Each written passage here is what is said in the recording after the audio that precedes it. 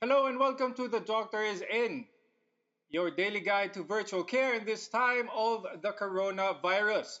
I'm Dr. Freddie Gomez and we're looking forward to answering your many questions over the next half hour.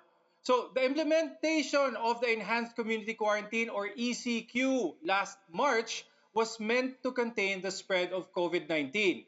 Along the way, it made a significant impact on the quality of the air we breathe. The levels of air pollutants in and around Metro Manila decreased by 180% in less than 10 days. This is according to a report by environmental organization Greenpeace. Photos also circulated online showing the rare sight of a smog-free metro. Now that some vehicles and industries are operating once again, is there a way to maintain good air quality? How do these conditions impact our health, especially our lungs? Joining me this episode is Dr. Ethel Anonuevo, a pulmonologist and consultant at the Asian Hospital and Medical Center, as well as the Philippine General Hospital. Thank you for joining us, Dr. Ethel. Hi, good afternoon. Just wanted to clarify, I'm not anymore connected with the Philippine General Hospital, but I trained there. It's my husband who's actually connected there, just to make everything clear. But I'm with Asian Hospital Medical Center. Okay, noted, and our apologies, Dr. Ethel. Now, many are aware of the benefits of breathing clean air, but is there an immediate impact of breathing in clean air on lungs that have been so used to breathing in polluted air for years, like for those who have lived in the city for most of their lives? Oh, we know for a fact that the pollutants in the air has long-lasting effect in the lung because of yung mga namamaga, no? When you breathe in pollutants in the air, and this could be Mm-mm. anywhere from particulate matter to smog to gases, and it's very hard to really just suddenly clean it. But the lockdown has helped us with the environment. But we know the effect could be long term kasi inflammatory siya eh. Parang for instance, napasok tayo and on our skin, 'di ba? Nagkakaroon yung iba ng tao nagkakaroon ng peklat, yung iba walang peklat dahil sa pagmamaga. So it can also happen in the lung na dahil sa mga pollutants na yon, depende sa dami, sa concentration, depende sa tagal kung paano tayo na-expose doon, at depende sa klase ng pollutants in the air, pwedeng magkaroon ng pagmamaga. At yung pagmamaga na yon, pwedeng magdulot ng inflammatory process, pagmamaga. And eventually, some people who are prone to having a problem like pwedeng magkaroon ng scar. We call it fibrosis, pwedeng sa airway or pwedeng sa air sac. So depende talaga, mahirap sabihin, pero it could be a long-term effect. Okay. Ngayon, Dr. Ethel, ang pangkaraniwan basehan ng polusyon ng mga tao ay yung siguro yung itim na usok na nakikita or naaamoy. Ngunit meron din mga pollutants na nakasasama sa ating baga na hindi madaling makita or maamoy. Saan nanggagaling ang mga pollutants na ganito para maiwasan ng mga viewers? Madami kasing pinanggagalingan nito eh. Even yung kunwari, yung waste product na yung mga nabubulok, no, nagre-release sila ng methane gas of pollutant in the air na hindi natin nakikita, gaseous pollutants. May mga particles which are 2.5 microns or lower, hindi natin nakikita yung mga yon. And included in that 2.5 microns pababa are yung mga viruses, no? Yung mga malalaking nakikita natin na dust, na smog, medyo malalaki yon. So mas madali tayong magkaroon ng way para ma-protectionan natin ang sarili natin doon. Pero yung tinatawag namin na respirable sizes or 2.5 microns and the gaseous materials, mahirap talaga. So saan nanggagaling? Industrial, no? Industrial ang pinanggagalingan sa metropolitan area. Of course, dust, yung mga pag-erupt ng volcano, no, pakonti-konting nag-erupt, they are, all those dust, all those things are in the air. Yung mga sulfur, gaseous din yon, no. So even sa bahay, sa loob ng bahay natin, we have indoor pollutants and we have outdoor pollutants. And inside our house, yung mga biomass, no, kung gumagamit tayo ng mga gasol, nagluluto sa bahay, lahat yun, yung mga mantika na nasususpend sa air, yung mga naninigarilyo, no, those are all pollutants, different kinds talaga. It could be man-made, it could be natural. Okay, so ang punto doon is it is all around us talaga, no? So maganda talaga na the better the air quality around us, the better our health will be. Now let's answer some of your questions online. We have our first question from Larry. Ang tanong niya ay, nakakatulong ba ang face masks para i-filter ang mga air pollutants na ito? Makakatulong pero depende sa size. So at saka depende sa klase ng mask. If yung mga ordinary na mask, surgical mask, kasi layer siya eh. So meron siyang parang plastic type, no? Nagiging waterproof siya, pero nakakatulong siya sa malalaking mga particles. Yung mga tinatawag nating N95, yung medical grade or N98, pwede silang makapag-protect sa atin in the 95% no and 98%. So ibig sabihin nakakatulong pero hindi natin masasabing 100% na makakatulong.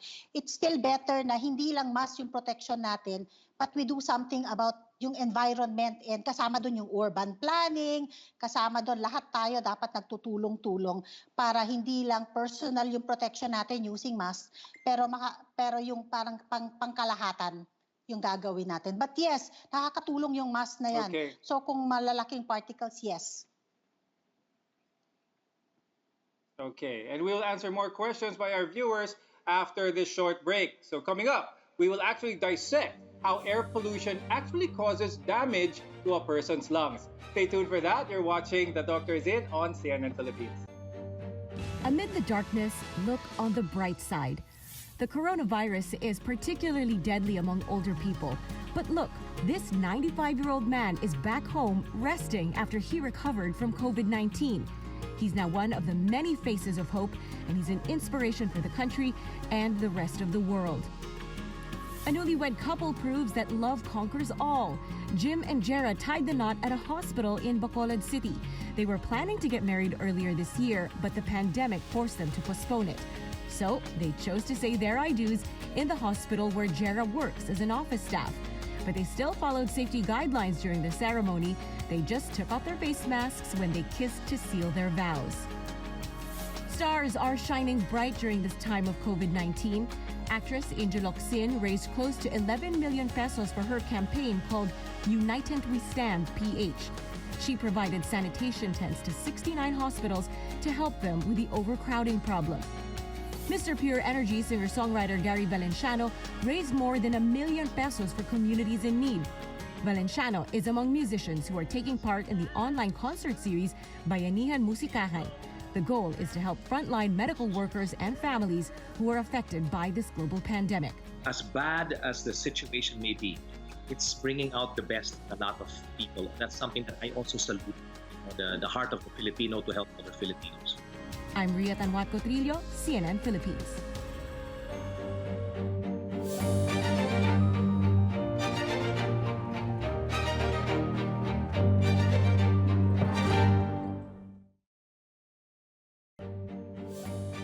Welcome to The Doctor Is In on CNN Philippines. I'm Dr. Freddie Gomez, and we hope that while you're staying safe at home, we can provide you with medical advice that you need. So before the Enhanced Community Quarantine or ECQ started, byproducts of burning carbon mixed with air, or commonly known as smog, was an everyday scene in Metro Manila. This type of pollution can do significant damage to our lungs. I'm joined by Dr. Ethel Anonuevo, a lung specialist or a pulmonologist, to help us with the facts. Dr. Ethel, how does air pollution damage our lung tissue per se? And is this damage is this type of damage reversible? Some of the damage are irreversible, like the one that we get from yung paninigarilyo. Part kasi siya ng pollutant, no, yung smoking. Good thing that we have a law already now na hindi na pwedeng manigarilyo in public places. But yung effect na yon, paninigarilyo, it lasts long, even if actually nawala na yung exposure na yon, basta significant yung exposure. The same way with some particles and some gaseous materials. Some people, not everybody, but some people would be very susceptible. Yung may mga tao po kasi talaga na pwedeng magkasakit, iba-iba yung reaction natin. So may mga tao na ang pangmatagalan yung epekto ng air pollutants. Yung iba naman panandalian, katulad ng yung iba in the manifestation of asthma, inuubo, nagkakaroon ng hirap sa paghinga, or nagkakaroon ng sipol, or we call it medical term wheezing. I'm sure familiar madaming tao doon. So nagkakaroon sila ng parang asthma, we call it hyperreactive airways disease, and pwedeng dahilan din siya sa pollutants. Pero admittedly, may mga sakit o mga dulot ang pollutants na pangmatagalan sa lungs. Ito nga yung minention ko kanina na nagkakaroon ng pagmamaga yung baga, and in the process of pagmamaga, may mga taong susceptible na nagkakaroon ng scar sa baga. Ang baga po natin, pag nagkaroon ng peklat, hindi na po yun napapalitan ng normal tissue. Hindi siya nag-grow ulit into a normal lang. So the best way is, pag namaga siya, stay away talaga. Yung para bang ma-prevent natin yung scar. Pag panandalian lang yung pagmamaga, dahil sa panandaliang exposure or konti lang yung concentration ng pollutants na na-expose tayo, pwede siyang bumalik ulit sa normal. Pero pag tuloy-tuloy ang exposure, para tayo binubugbog natin yung baga natin patuloy-tuloy, then nagkakaroon ng peklat. Pwede pa din talaga yon. So manifestations pwedeng similar to asthma, ubo, hirap huminga, or sipol or wheezing. Worst case scenario, of course, pag ang pollutants has something to do with yung mga gaseous materials, pwedeng cancer, or yung mga obstructive lung diseases or COPD, emphysema, familiar po. Ang karamihan doon sa word na yon, ang manifestation nun is hingal. So, pang matagalang hingal po yon kung nangyari man yon. Hindi po yun nare-reverse. Okay, so at least narinig ng mga viewers natin yung mga common na diseases, lung diseases na pwedeng dumulot dahil sa pollution. Now, let's take a look at some of the social media questions. We have one from Rafael. Ang tanong niya is, what are the common symptoms when our lungs are damaged by polluted air? Parang may nabanggit na kayo doon kanina, Doktor. Oo. Dalawang bagay yan. Pwedeng acute yung panandalian, bago within the siguro 2 weeks, no? Yun yung pwedeng ubo, pwedeng hingal, dulot ng hyperreactive airway, para siyang asthma. Naninikip yung paghinga, no? Pag naninikip ang paghinga, then pwedeng magkaroon ng sakit. Kung minsan yung nararamdaman nila na parang nahihirapang yung muscles, no, in the upper respiratory, yung upper chest wall, na parang mabigat, no, dahil sa hirap sa paghinga. Pero ang isa sa mga common symptom, pag pangmatagalan naman, would be matagal na ubo. Yung chronic cough, tinatawag natin more than 2 weeks, at saka yung hingal, yung madaling mapagod, especially exertional, meaning po may ginagawa kayo na normal na aktibidades sa bahay, then hinihingal na kayo. Yun yung mga epekto na yon na posibleng related to matagal na epekto ng pollutants. Okay, we have another question from Honey Leopoldo. Ang tanong niya is there a way to strengthen our lungs? Pwede ba ito madaan sa exercise? Is there a way to strengthen our lungs? Siguro po ang ano doon talaga is a better yung prevention. Yun ang pinaka magandang way para maprotektahan natin ang baga natin. Prevention. So ibig sabihin nun, dapat as early as now, with the chance na we had nung lockdown na nalinis ang earth, no, nalinis ang atmosphere natin, dapat gumagawa tayo ng more ways para manatiling malinis ang ating kapaligiran or ating environment, ang ating atmosphere. May mga vitamina at saka minerals na pinag-aralan na nakita nila na nakakatulong because of prevention of yung effect ng oxidative stress. Yung mga stress na nagdudulot ng pagmamaga in our body system. One of the body system would be the lungs. No? Ang common na vitamina dyan would be vitamin C, mga zinc. No? I'm sure in the COVID era na yung mga nagkaroon ng COVID especially or na-exposed to anybody with COVID, nakikita nyo yung sa gamot nyo, vitamin C and zinc. And may mga studies on vitamin B complex, no, na nakakatulong para malabanan natin yung oxidative stress na dulot ng air pollution. Exercise, ano ba nagawa ng exercise? Sinabi natin sa mga pasyente nating chronic lung, yung mga may sakit talaga sa baga, na ang exercise is a way para na tutulungan natin yung mind natin, i-prepare yung body natin sa hingal. So it's good, it's good, no, for two reasons. It is teaching our brain how to adapt to hingal, and also pag may exercise po kasi tayo, tumataas yung endorphins. And pag tumataas yung endorphins natin, nare-relax tayo. And kung meron stress and merong mga bagay na nakaka-relax sa atin, napabawasan din yun. So yes, indirectly exercise really can help, no? But I think prevention is the key to keeping our lungs healthy. Okay, thank you very much, Dr. Ethel Anonuevo. I'm sure marami kaming natutunang bago tungkol sa aming mga lungs at ang delikadong sitwasyon nito pag meron tayong masamang air pollution.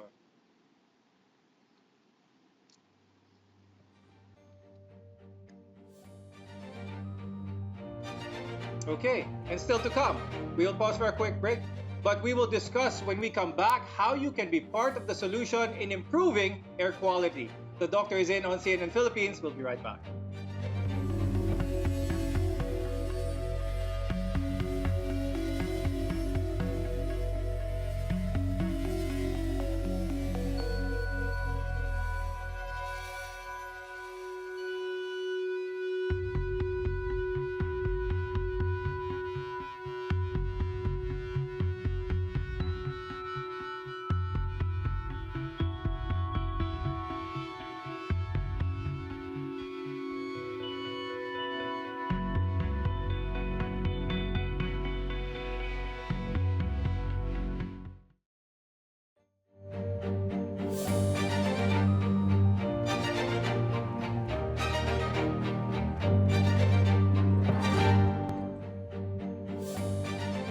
Welcome to the Doctor's In, and we're talking about air quality in this time of GCQ.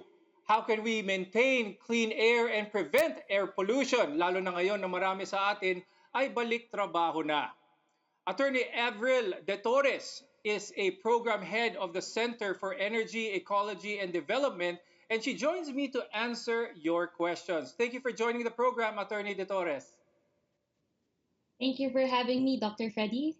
Thank you. Hi sa lahat ng mga nanonood at nakikinig ngayon. Now, Attorney, we've seen improvements when it comes to air quality under the ECQ. Can this still happen under GCQ? Dr. Freddie, itong kailangan nating alalahanin na yung na-experience natin na cleaner air quality nitong ECQ is temporary if babalik lang tayo sa dati nating operations. Ang nangyari lang naman kasi nitong ECQ, nagkaroon ng economic slowdown dahil kinailangan nating manatili sa bahay. Yung sanay tayo na 2.5 million na mga sasakyan sa kalsada, nawala ngayon sa kalsada. Yung mga businesses, they had to stop operations so that we can flatten the curve. But we didn't really solve the problem of air pollution. So if pabalik lang tayo sa dati, ganun ulit, dudumi ulit ang air quality natin. Okay, so that's a little bit unfortunate, no? Na it was only because of the economic slowdown, and we all know that we cannot afford that anymore. So in trying to gain back the quality of air that we experienced during ECQ, what are some important steps that our viewers can follow in order to have cleaner air to breathe? Number one, Dr. Freddie, is we have to change our mindset. Maganda naman na napakita sa atin ng ECQ that it's actually possible na magkaroon ng malinis na hangin. At hindi natin kailangang tanggapin na lang na ito na yung pang-araw-araw natin na buhay na lalanghapin natin to every time ko-commute tayo or lalabas tayo. So, kailangan natin i-change yung mindset natin. It's possible to have clean air. Second, if we have that privilege, we also have to change our lifestyle. We should explore cleaner modes of transport. or renewable energy technology sa mga iba nating needs. Pero most importantly, we have to use this new realization natin to demand for changes. Kailangan nating manawagan sa local or national government natin to improve yung air quality natin. And meron naman na tayong Philippine Clean Air Act na in place. So, yan yung una nating pwedeng ipanawagan sa DNR to una, review standards for ambient air quality and for emissions, and then also to improve yung monitoring and ng air quality and apprehension of those who are violating. Yes, I agree with that. So hopefully mag-iba ang mindset ng mga tao when it comes to air quality because natikman na ng mga tao na nakatira dito sa Metro Manila ang feeling ng malinis na hangin. Now let's answer some of the social media questions that have been posted. We have one from Ruel Gonzalez. Ang tanong niya ay, how can we best protect ourselves from air pollution? Alam mo, Dr. Freddie, even before naman na nagkaroon itong pandemic or nung Taal volcano eruption, we've already had terrible air pollution here in the Philippines. So, isang basic na pwede natin gawin, of course, magsuot pa rin ng masks kapag exposed tayo sa air pollution. Pag nagko-commute or nasa labas, when it comes to indoor air pollution naman, we make sure that there's proper ventilation at nakakalabas yung usok. Okay, we have another question from Michelle, who is asking, what are the major air pollutants at home that should be avoided? Sa konteksto natin sa Philippines, ang usual na air pollutants natin sa bahay kapag nagluluto tayo, gumagamit tayo ng gasol, kerosene, or uling. Minsan gumagamit din tayo ng insecticides kung meron tayong mga lamok, or baka sa bakuran natin, nagsisiga tayo ng basura. Ito yung mga usual na air pollutants natin indoor. At maganda na nasisilip natin to because actually according to World Health Organization, second tayo in Asia Pacific na pinaka-deadly when it comes to indoor air pollution related na deaths. Yeah, so hopefully that will change sooner than later. Now we have a third question from Grace Ferlin. Now that we are under GCQ, is there a new way or approach on how we should prevent air pollution? Gaya nga nung sabi ko kanina, Dr. Freddie, we have to look at yung sources of air pollution talaga. Because what we experienced is temporary. So, ano ba yung mga nagkukos nitong pollution na to? Meron na ba tayong cleaner alternatives na dapat sinusulong, ine-explore at dine-develop ng government? And how do we make sure that in transitioning to cleaner alternatives, napoprotektahan din natin yung interests and yung mga karapatan ng mga workers na maapektuhan.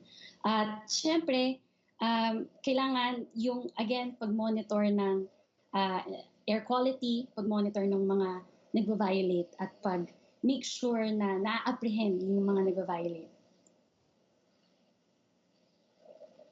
Okay. Do you think there are enough laws around Metro Manila specifically, Attorney? Do you think there are enough laws to help continue this clean air that we have experienced during the ECQ? Are there enough, or should lawmakers, such as yourself as well, give suggestions or make it even more stringent para naman na maibalik talaga ang clean air para sa lahat ng mga tao? We already have the Philippine Clean Air Act, Dr. Freddie. It was enacted in 1999. And ang problema lang natin, yung environmental standards nito since 1999, hindi pa na-update apart from PM 2.5. So actually, huling-huli na yung standards natin. Isang konkretong halimbawa, yung what we considered safe for PM 2.5 is actually 3 times as much as what the World Health Organization considers safe na pwedeng nasa hangin. Ganun kahuli yung standards natin. So, kailangang i-update yung standards. Pangalawa, may issue rin tayo sa monitoring.